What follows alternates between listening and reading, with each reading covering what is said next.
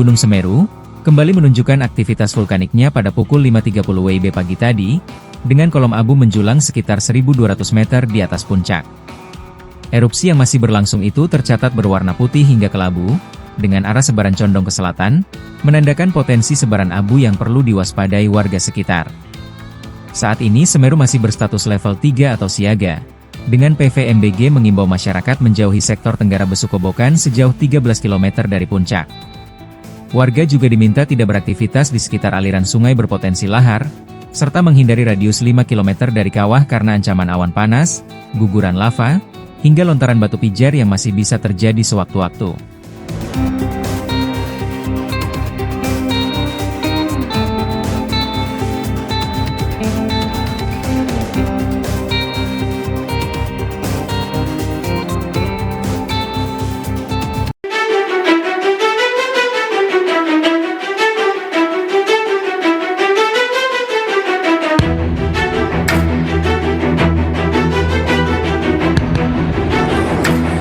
Presiden Amerika Serikat Donald Trump menegaskan Iran sudah tamat setelah perang yang berlangsung selama beberapa bulan.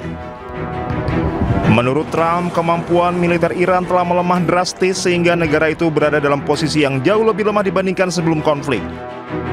Trump menegaskan Iran kini tidak lagi memiliki kekuatan militer yang mampu menandingi lawan-lawannya. Perang memberikan pukulan telak terhadap kekuatan pertahanan Iran. Angkatan udara dan angkatan laut Iran praktis sudah tidak berfungsi lagi akibat konflik tersebut. Berbagai sistem pertahanan utama Iran juga telah hancur. Peralatan anti pesawat, radar, serta banyak perangkat militer lainnya disebut telah musnah selama perang berlangsung. The greatest military anywhere in the world, and you saw that in Iran, where in 1 week virtually we knocked out their entire navy, their entire air force, their anti-missile weapons, their radar. We knocked out everything. Now some of the fake news would say, oh, we didn't do it fast enough or something. We took about a week. We're a little spoiled by Venezuela, but equal, I would say equal. And now we have an agreement that was signed last night, and it's 60 days. They have to make a deal, otherwise we will do things that won't make them happy, but I don't think it's going to get to that. I think it's going to be very good. Remember, if we do that, then all of a sudden you're not going to have the oil flowing out of the strait too quickly, because people that own billion-dollar ships don't love missiles flying over them, don't love mines all over the water. And this is going to be amazing what's happening now, because we have the greatest economy that we've ever had.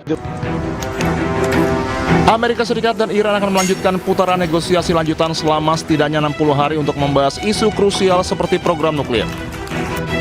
Trump dan Presiden Iran Masoud Pezeshkian menandatangani nota kesepahaman MOU secara elektronik pada Rabu malam. Kesepakatan itu membuat 14 poin yang bertujuan mengakhiri perang yang pecah sejak 28 Februari dan turut melibatkan Israel. Berdasarkan MOU tersebut, Amerika Serikat dan Iran sepakat menggelar perundingan selama sedikitnya 60 hari guna mencapai kesepakatan final mengenai program nuklir Iran serta pencabutan sanksi internasional. Meski proses diplomasi telah dimulai, Trump tetap menegaskan Iran memasuki meja perundingan dalam kondisi yang sangat lemah setelah mengalami kerugian besar di bidang militer selama konflik berlangsung.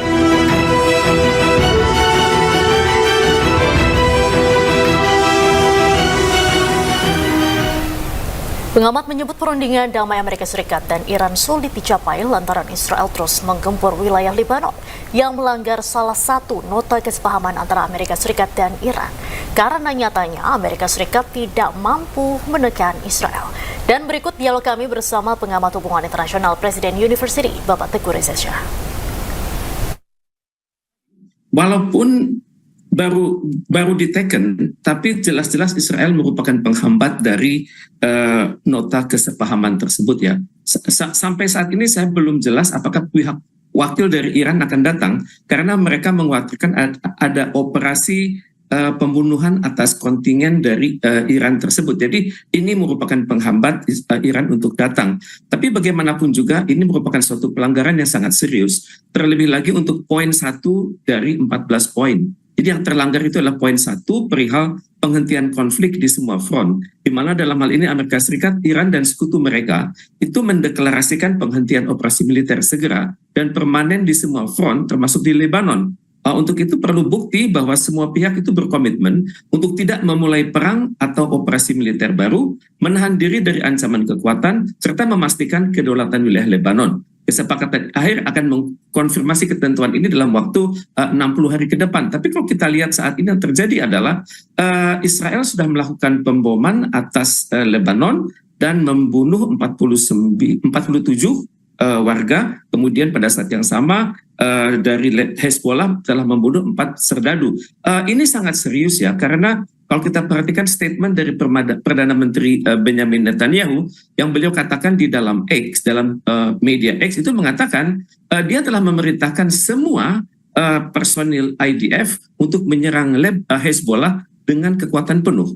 Kemudian dikatakan juga perintah saya ini sangat jelas, Israel tidak mentolerir serangan atas serdadu-serdadu kami ataupun wilayah kami. Dan kita akan memberikan hukuman yang sangat mahal pada Hezbollah atas serangan tersebut. Tapi pada saat yang sama juga Hezbollah mengatakan mereka sudah berhasil melakukan serangan atas personil-personil Israel di Lebanon bagian selatan. Dan Hezbollah sangat bangga dengan sudah menghancurkan 3 tank dan juga mereka mengatakan memiliki peluru kendali dan juga sudah menargetkan prajurit-prajurit Israel di sana dengan roket dan artileri. Jadi dalam hal ini memang ada tanggung jawab yang besar dari Amerika Serikat untuk menekan Israel dan juga Iran untuk menekan pihak-pihak yang mendukung Iran di Lebanon tersebut. Dan rekaman yang menunjukkan situasi lalu lintas terkini di Selat Hormuz. Kapal tanker dan kapal kargo tidak lagi tertahan dan bisa kembali melintas pasca kesepakatan damai Amerika dengan Iran. ایرانیان روز شما هم بخیر باشه. بسیار خرسندم که بار دیگه از شمال تنگه هرمز با شما هستم. تنگه هرمزی که زین پس تنها با اراده ایران باز یا بسته خواهد شد.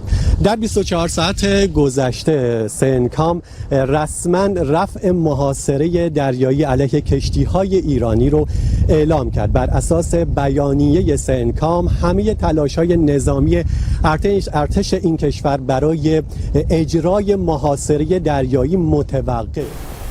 Amerika Serikat mencabut blokade angkatan lautnya di Selat Hormuz. Pembukaan kembali jalur pelayaran strategis tersebut menjadi kunci mencegah krisis energi global.